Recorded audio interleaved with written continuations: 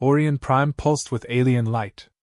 Holographic signs flickered in scripts Elias Ward barely recognized. Hawking wares from across the Concordium, crystalline memory shards, vats of living ink, feathers that sang when stroked. Crowds pressed shoulder to shoulder, a kaleidoscope of scales, fur, chitin, and the occasional pale-skinned human who slipped through like a tolerated nuisance.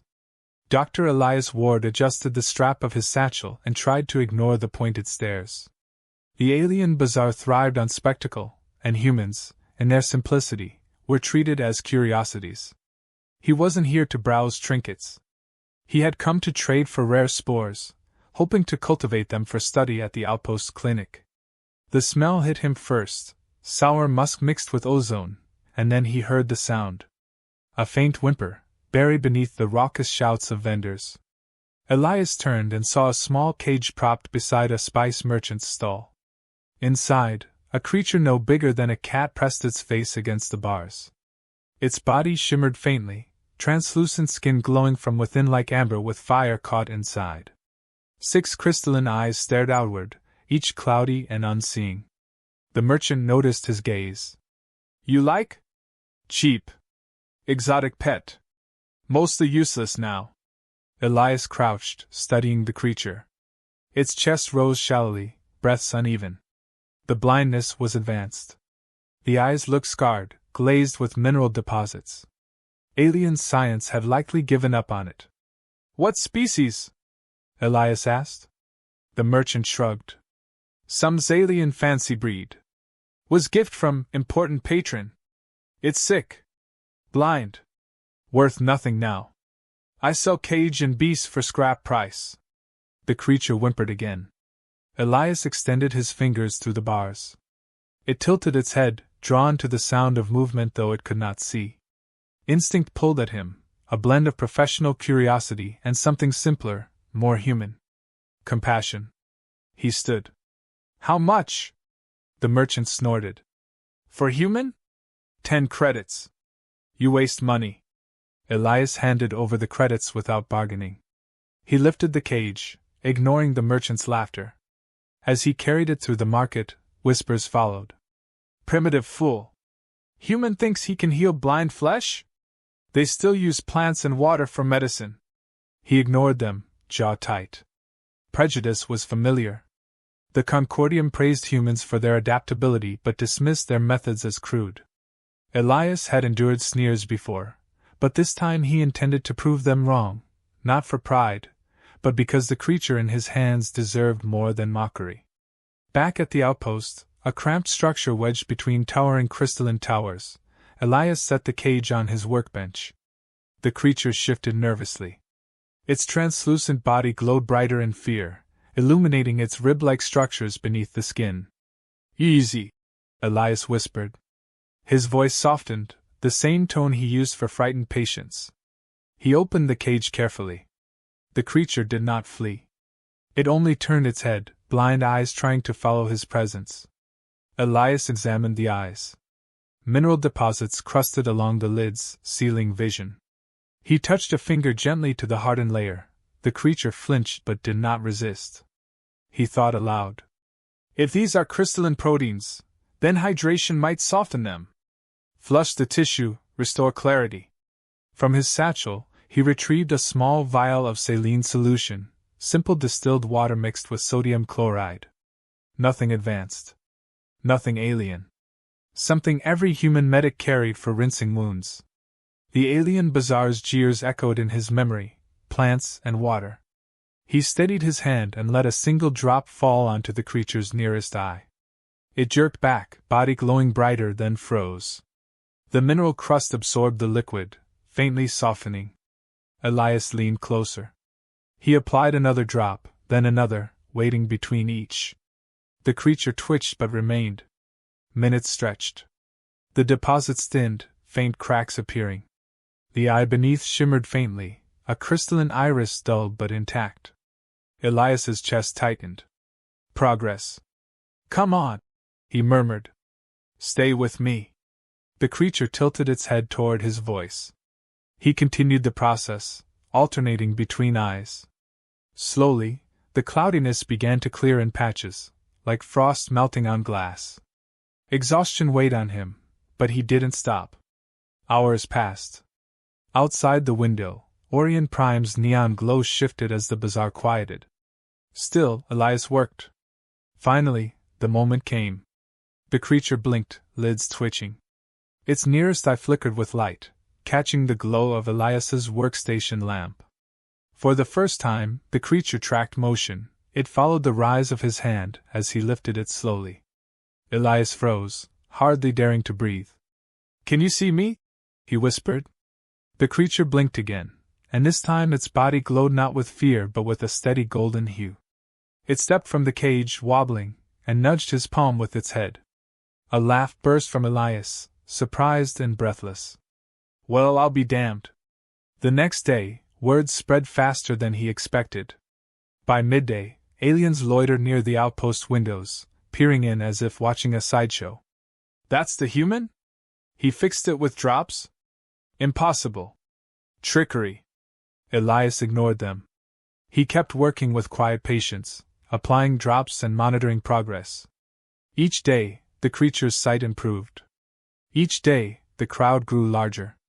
Some shouted derision, others whispered curiosity. One bold merchant leaned in through the doorway. "Human! What sorcery is this?" Elias didn't look up. "Not sorcery. Just chemistry.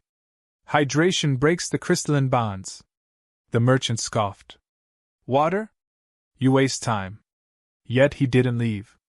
None of them did. By evening, the creature followed Elias freely around the lab, hopping between tables with steady balance. Its body glowed with a gentle pulse, no longer fear but contentment. Elias couldn't help smiling as it perched on his shoulder, tiny claws gripping his coat gently. "You're tougher than they thought," he said. The creature chirped in response, faint but clear. Outside, the crowd had fallen silent. Dozens of eyes, compound, multifaceted, luminous, watched through the glass. No one mocked now. They stared in disbelief as a primitive human had done what advanced alien medics had failed to do. Elias met their gaze through the window. He didn't gloat. He only placed a hand on the creature's back and spoke softly, more to himself than anyone else. "Life doesn't need miracles. Just care." But whispers in the crowd carried a new edge. "That is no ordinary pet. Do you know whose it is? Pray the human does not learn too late." Elias, too absorbed in the small miracle before him, didn't notice the shift in their tone. Not yet. Orion Prime's morning came not with sunlight but with the hum of plasma conduits, surging awake. The city station's towers lit up one by one, throwing their colors across the plaza outside Elias's outpost. By the time he finished preparing nutrient broth for his new companion, a line of onlookers already crowded the doorway. The creature perched on his shoulder, now steady and alert. Its crystalline eyes reflected the lab's glow as if trying to capture every detail of its new world. Elias fed it a few drops of broth with a pipette. It chirped, a sound that drew gasps from the aliens pressed against the glass. They said it was hopeless. A trick. It must be. No trick, the beast sees. Elias pretended not to hear. He focused on the creature, but he knew the whispers were seeds of trouble. In Concordium society, rumors could ignite faster than plasma fires. The outpost's door hissed open. A tall insectoid being ducked inside, carapace gleaming blue-green. Its voice rattled like stones grinding together. "You are Elias Ward, human healer?" "Yes," Elias answered, cautious. "I am Carol, observer for the Concordium Health Guild. Reports claim you restored vision to Azalea Nerul. Such a feat is unverified." Elias glanced at the creature. "I only clean mineral deposits. Nothing extraordinary." Carol tilted its head, antennae twitching. "Show me." Elias set the creature gently on the table. It blinked, following his hand as he moved it left then right. Carol leaned closer. The Arol's eyes tracked precisely. No hesitation. The insectoid made a sharp clatter of mandibles. "Documented." It stepped back. "Be warned, human. That Arol is no common pet." Elias frowned. What do you mean? But Karel offered no answer. It exited swiftly, vanishing into the alien crowd. By midday, the plaza swelled with more than merchants and gawkers. Armored figures pushed through, Kshari enforcers, tall and broad with iridescent scales. Their presence silenced the crowd. At their head strode a figure draped in obsidian robes, movements precise, gaze cutting. High Inquisitor Verkale. Even Elias, a relative newcomer, knew the name. A political titan of the Kshari dominion. Ruthless. Feared. The kind of figure who turned disputes into decrees, and decrees into executions. The enforcers parted the crowd. Kale stepped forward, his slit-pupilled eyes fixing on Elias's lab. The creature on Elias's shoulder stiffened, body glowing faintly. Then, with a sudden leap, it bounded across the table and pressed itself against the glass door, chirping frantically. Kale entered. The air thickened with the weight of authority. He stopped a few feet from Elias, staring past him at the Arul. You, Kale said, voice like carved stone, possess what is mine. Elias blinked. Yours? Kale's eyes narrowed. That Arul was gifted to me by the High Council. It was declared incurable. You meddled. The creature chirped again, rushing to Elias's side, pressing against his hand as though choosing him. Murmurs rippled through the watching crowd. Elias kept his tone even. It was blind. I helped it see again. That's all. Kale's lip curled in contempt. A human claims mastery over what Kshari physicians deemed impossible? Lies. Trickery. It wasn't mastery, Elias replied. It was patience, water, and a steady hand. The crowd stirred, some mocking, others intrigued. Kale's gaze snapped to Elias, cold and sharp. You humiliate my dominion with this display.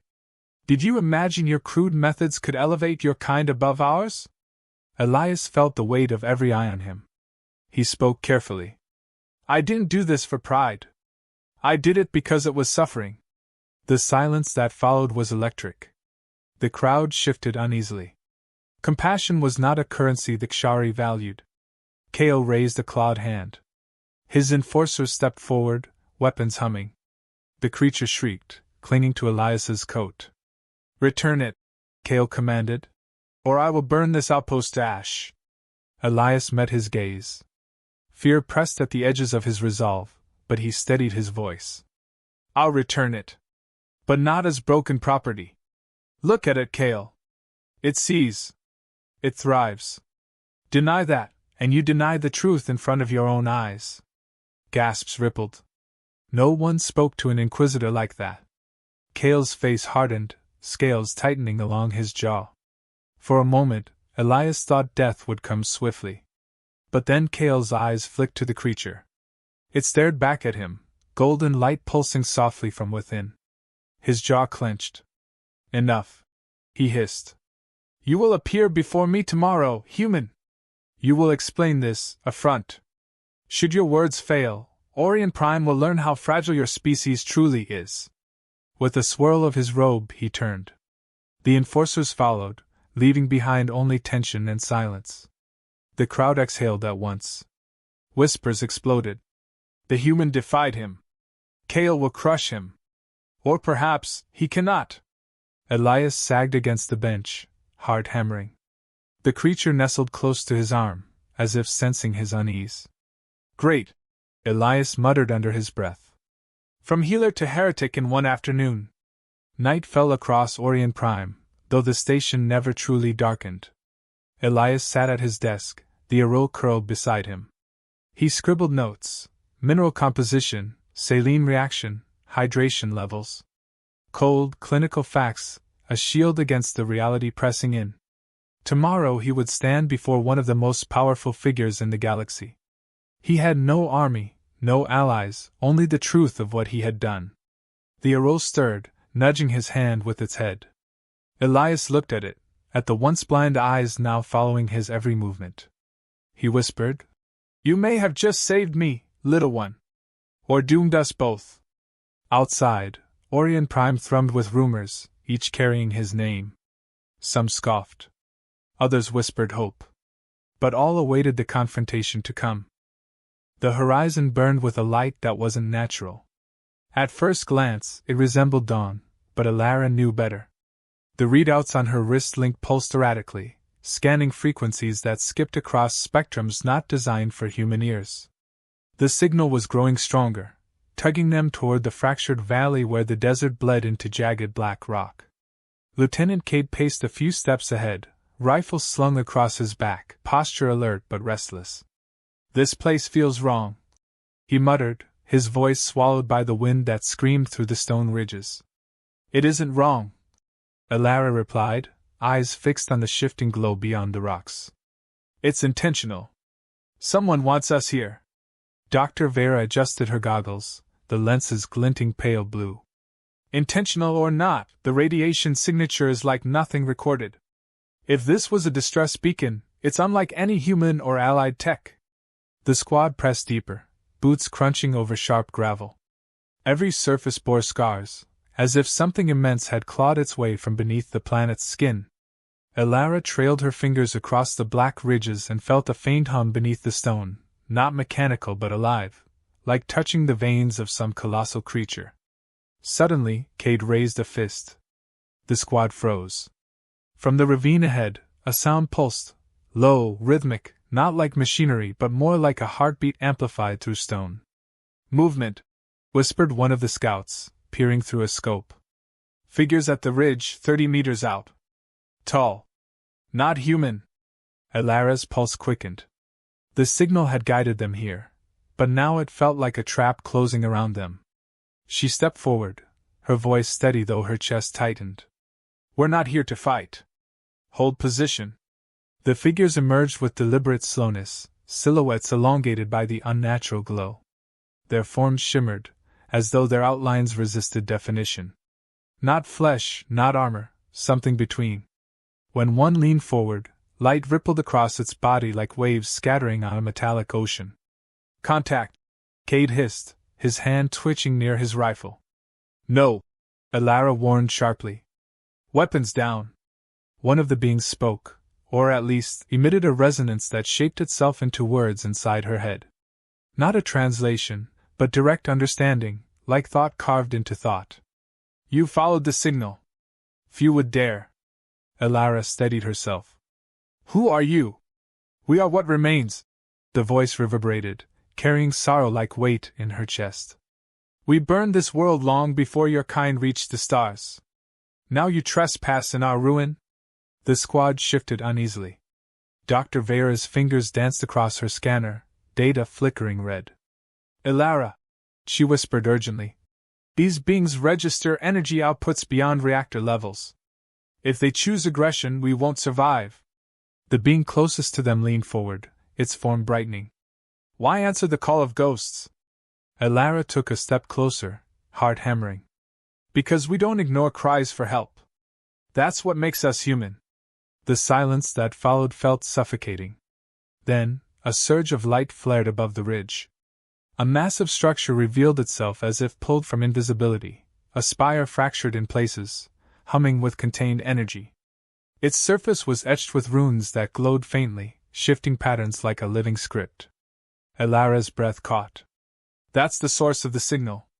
The beings turned their heads in unison toward the spire. The lead one spoke again. "It is not meant for you. This call was for us, remnants scattered in void. Yet you came, fragile and unprepared. Then let us help." Alara pressed. "You reached across space, across silence. If there's a way forward, we'll find it together." Cade shot her a look, disbelief etched across his face. "You're offering cooperation? To them?" She didn't break eye contact with the beings. "If they wanted us dead, we wouldn't be standing here. They've chosen to talk. That means something." The resonance shifted, almost like amusement but steeped in sorrow. "You do not understand what you ask. To aid us is to risk annihilation. To stand aside is to watch us vanish." Before Alara could respond, the spire shuddered. A wave of energy burst outward, tossing gravel and knocking the squad off balance. The valley floor vibrated with violent tremors. Above, the sky fractured with streaks of crimson lightning that twisted unnaturally, converging on the spire. Vera scrambled to her feet, scanning rapidly. The spire's destabilizing. Whatever power it holds, it's tearing the atmosphere apart. Elara steadied herself, shouting over the roar. What happens if it collapses? The lead being's form dimmed, voice resonant with finality. Then not just this world dies. The rift will spread, consuming systems beyond. Her squad looked to her, fear in every face. Cade's jaw clenched. We need to pull out, Elara. We're not equipped for this. She shook her head. Running won't stop it. We're here because no one else came. That means it's on us. For the first time, the beings stepped closer, their light brushing against the humans like cold fire. The resonance filled her again. Will you bind your fate to ours, knowing it may end your kind before it begins? Elara's voice didn't waver. If the choice is between watching the galaxy burn or standing with you, we stand. The ground quaked harder, the spire's runes flaring so brightly they painted the valley in white fire. Energy clawed at the air, warping space itself. Elara raised her arm to shield her eyes but forced herself to look, because in the glow she glimpsed the truth. The spire wasn't just a beacon. It was a prison, its walls straining to contain something vast, something alive. Her blood ran cold. It's not a signal. It's a warning. The being inclined its head, as if acknowledging her clarity. And now you see. Above them, the crimson lightning converged on the spire's peak, splitting the sky wide open. The signal hadn't summoned help. It had called witnesses.